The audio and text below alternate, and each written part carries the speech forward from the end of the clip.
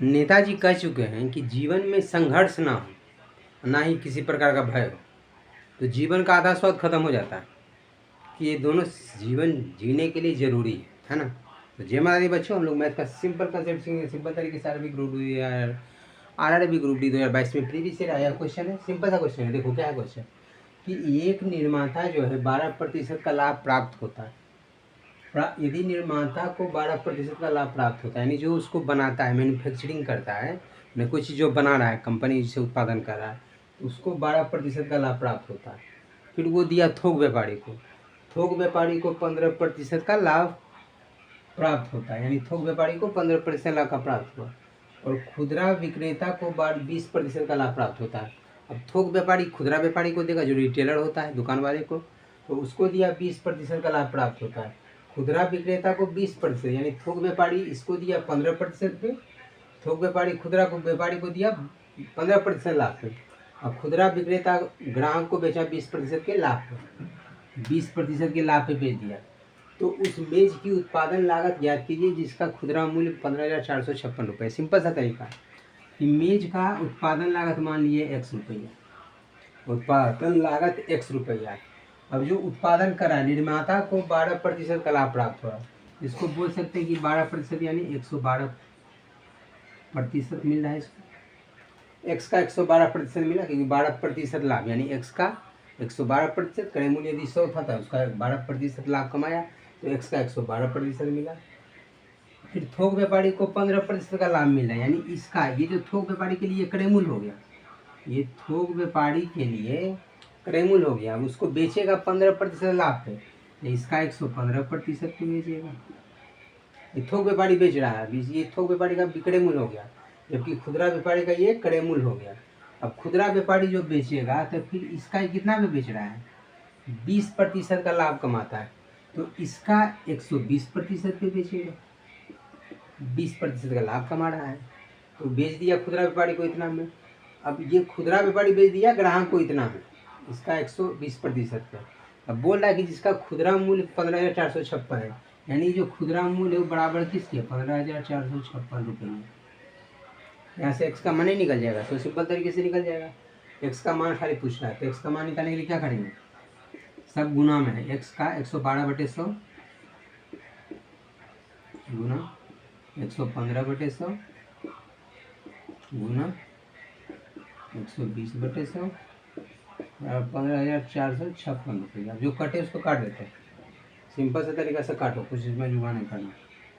1 cut गया, cut गया हो, 2 से काट लेते हैं तो 2 6 का 12, 2 5 10, भी कट गया। अब यहाँ देखो 5 से काटेंगे तो 5 से 23 25 115, 5 से 20 2500 है ना।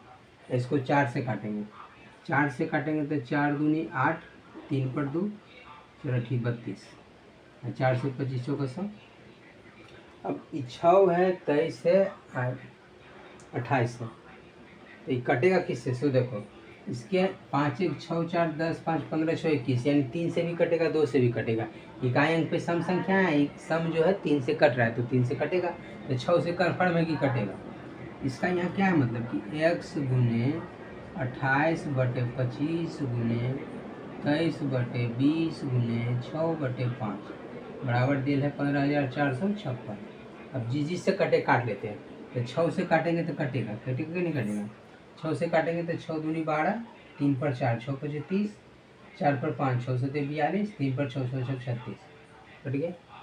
अब इसको काटते हैं किससे, 4 से भी कट रहा है, 7 से कटेगा, 7 21 4 4 7 4 7 6 42, 5 6 7 7, मैंने 7 से भी कट रहा है, 4 से भी कट रहा है, तो 28 से भी कटेगा। 7 से कट रहा है, 4 से कट रहा है, तो 28 से भी कटेगा, क्योंकि जो उसका मल्टीपल ये कोप्राइम सचों का 28 जो है, 28 से कटने के लिए 7 और 4 से कटना चाहिए, तो 7 से भी कट रहा है, 4 से भी कट रहा है, 28 से काटेंगे, 28 से 28 नमा होता है 252, 28 नमा 252, तो 5 पर 6 28 दूना 56, 92 बार में 28 से कट गया। अब 23 से भी कटेगा, 23 का 4 बार में होता है 92, 23 23 दूना 46, 23 69, 23 92, तो 23 से कट गया 4 बार, सबका सब कट गया। तो बस x का मान पूछ रहा है, x का मान निकल गया। एक्स बराबर क्या हो जाएगा, उधर 4 है, इधर 25 गुने 20 2500, तो 25 गुने 100 किए तो 2500 और गुने 4 यानी 2500 गुने 4 यानी 10,000, 10,000 रुपये आ गया। एक्स का मान, एक्स क्या है, एक्स है सबसे पहला जो थोक निर्णय था उसका क्रय मूल्य, लागत मूल्य।